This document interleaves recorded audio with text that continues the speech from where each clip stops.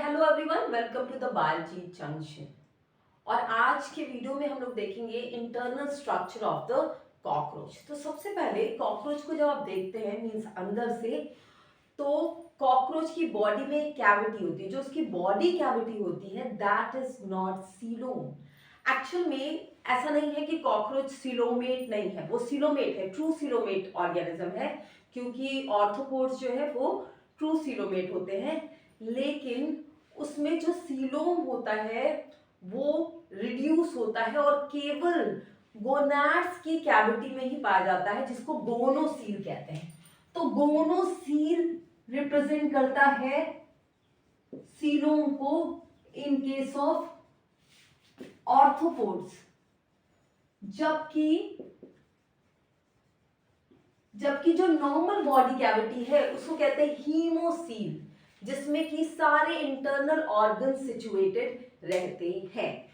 तो जो सबसे पहला हम लोग सिस्टम लेंगे वो है डाइजेस्टिव सिस्टम। तो कॉकरोच क्या खाता है? That is omnivorous organism. So cockroach के फूड में सभी कुछ होता है। अब अगर हम कॉकरोच का डाइजेस्टिव सिस्टम देखें, यहां पे मैं बताती हूं, तो उसका डाइजेस्टिव सिस्टम दो पार्ट से मिलकर बना होगा, जस्ट लाइक अस। एक तो एलिमेंट्री कैनाल और दूसरा डाइजेस्टिव ग्लैंड। कॉकरोच के केस में हम डाइजेस्टिव ग्लैंड देखें, that contains one pair of salivary gland. जो कॉकरोच का सैलिवरी ग्लैंड होता है वो कार्बोहाइड्रेट डाइजेस्टिंग एंजाइम्स को कैरी किए रहता है, तो वो कार्बोहाइड्रेट को डाइजेस्ट करता है। तो यही डाइजेस्टिव ग्लैंड कॉकरोच में प्रेजेंट होती है अलग से। ये कहाँ सिचुएटेड होती है सैलिवरी ग्लैंड? तो ये फैरिंक्स से जुड़ी हुई होती है। और एक सैलिवरी ग्लैंड के दो समझ लीजिए पार्ट होते हैं, one is salivary gland and second one is salivary reservoir. यहाँ पे सैलाइवा बनता है और सैलिवरी रिजर्वॉयर इसको स्टोर करता है और बाद में इसको एलिमेंट्री कैनाल में देता है थ्रू अ बकल कैविटी, जो कि फूड को डाइजेस्ट करने में हेल्प करते हैं।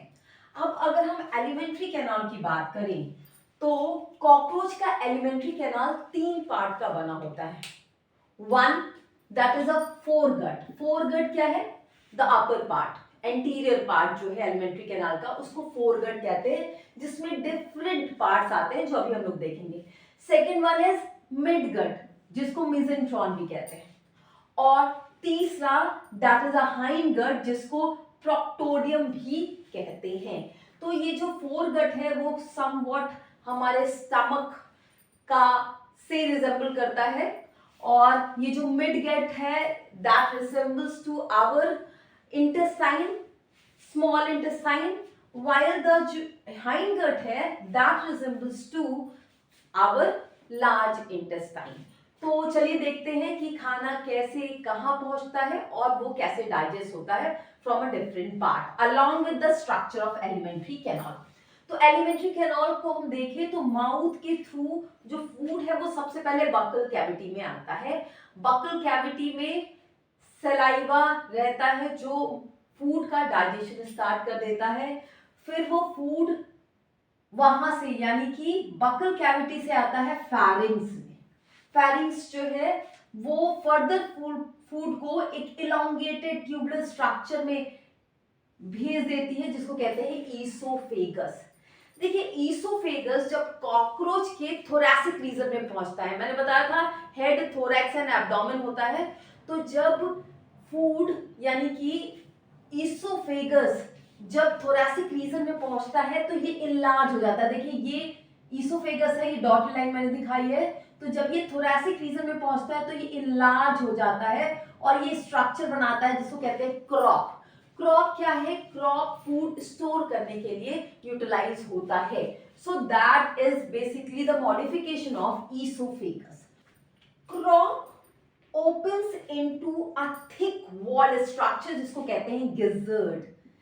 गिजर्ड क्या है? वो थिक वॉल स्ट्रक्चर है जिसमें बाहर की तरफ सर्कुलर मस्कुलर लेयर होती है और अंदर की तरफ क्यूटिकल होती है, और ये क्यूटिकल काइटिनस प्लेट्स बनाते हैं जो एक्चुअल में टीथ का फॉर्मेशन कर देती है। तो इसमें 6 टीथ होती हैं। तो अगर हम गीजर्ड को देखें तो ये कंटेन 6 टीथ जो कि काइटिन की बनी होती हैं। तो ये क्या काम करती है? ये काम करती है फूड को ग्राइंड करने का। और इसी गिजर्ड का जब हम पोस्टीरियर पार्ट देखते हैं तो वहां पे कुछ थ्रेड लाइक स्ट्रक्चर्स होते हैं जिनसे सीविंग इफेक्ट आता है। यानी कि गिजर्ड का जो अपर पार्ट होता है वो फूड को ग्राइंड करने का काम करता है, जबकि जो लोअर पार्ट होता है वो फिल्टरेशन का काम करता है। Mouth, pharynx, oesophagus, crop and gizzard ये सब मिलके फोरगट यानी कि स्टोमैडियम बनाते हैं। नाउ ये जो फोरगट है वो मिडिल गट में ओपन होती है, और जहां पे ये ओपन होती है दैट मींस गीजर्ड जहां पे मिड गट से ओपन होता है वहां पे 6 to 8 बहुत फाइन ट्यूबुलर स्ट्रक्चर पाए जाते हैं जिनको कहते हैं हिपैटिक सीकी। ये हिपैटिक सीकी या गैस्ट्रिक सीकी ये जो है वो ग्लैंडुलर स्ट्रक्चर है जो कि डाइजेस्टिव एंजाइम्स को सिक्रीट करते हैं।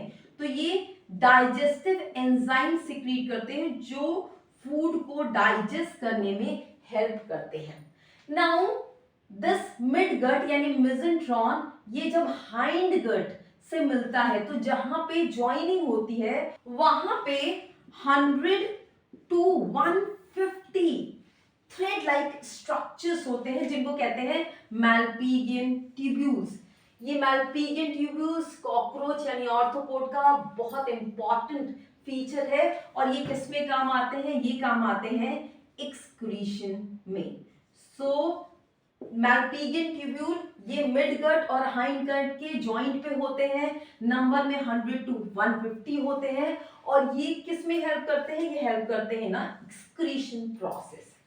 सो आफ्टर मिड गट ये आ जाता है हाइंड गट, और हाइंड गट 3 पार्ट का बना होता है, ileum, colon and rectum. Ileum एकदम जॉइंट के पास का थोड़ा सा नैरोअर रीजन होता है, वाइल कोलन सबसे बड़ा हाइंड गट का सबसे बड़ा और मोटा पार्ट होता है जो कि ओपन हो जाता है लास्ट पार्ट में जिसको रेक्टम कहते हैं। और रेक्टम के बाद फूड जो वेस्ट फूड होता है वो एनस के थ्रू, यहाँ एनस होता है तो एनस के थ्रू बाहर निकल जाता है। रेक्टम कहाँ सिचुएटेड होता है? इन 10th टर्जन यानी लास्ट सेगमेंट में। अगर हम इसको ह्यूमन एलिमेंट्री कैनाल से रिजेंबल करें तो मैंने बताया कि जो पहला पार्ट है फोरगट का वो बहुत कुछ स्टमक और माउथ यानी अपर पार्ट से रिजेंबल करता है। मेसेंट्रॉन जो है मिड गट ये जो है रिजेंबल करता है स्मॉल इंटेस्टाइन का। मिड गट में इसके फूड का डाइजेशन कंप्लीट हो जाता है और एब्जॉर्प्शन भी होता है। अगर डाइजेशन देखें तो मिड गट के अर्लियर पार्ट में जो ऊपर का पार्ट है वहां पर जहां पे हिपैटिक सीकी जुड़े रहते हैं वहां पे डाइजेशन जो है वो कंप्लीट हो जाता है, और इसके हाइंड पार्ट में यहाँ पे एब्जॉर्प्शन प्रोसेस हो जाता है। So this is a structure of a digest system of a cockroach.